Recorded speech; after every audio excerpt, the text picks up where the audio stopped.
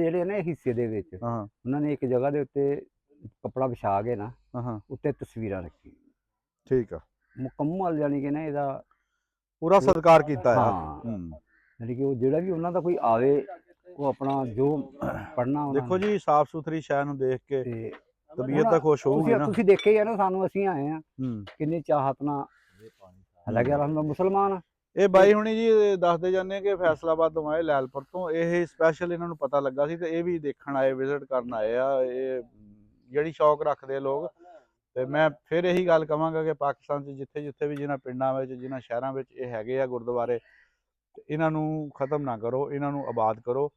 ਚਾਹੇ ਆਪਣੇ ਪੱਲੇ ਕਰੋ, ਚਾਹੇ ਗੌਰਮੈਂਟ ਅੱਗੇ ਅਪੀਲ ਕਰੋ ਕਿ ਇਹ ਜਿਹੜੇ ਜਦੋਂ ਔਕਾਫ ਵੱਲੋਂ ਤੁਹਾਨੂੰ ਸਾਰੇ ਫੰਡ ਆਉਂਦੇ ਆ, ਜਿਹੜੇ ਦਰਬਾਰਾਂ ਤੋਂ ਗੱਲੇ ਤੁਸੀਂ ਉਹਨਾਂ 'ਚੋਂ ਆਮਦਨ ਆਉਂਦੀ, ਤਾਂ ਉਹ ਕਿਸੇ ਨਾ ਕਿਸੇ ਜਗ੍ਹਾ 'ਤੇ ਲਾਉਣੀ ਚਾਹੀਦੀ ਆ। ਔਕਾਫ ਦੇ ਮੱਧ ਵਿੱਚ, ਦਰਬਾਰਾਂ ਦੀ ਮੱਧ ਵਿੱਚ ਜਿਹੜੀ ਤੁਹਾਨੂੰ ਆਮਦਨ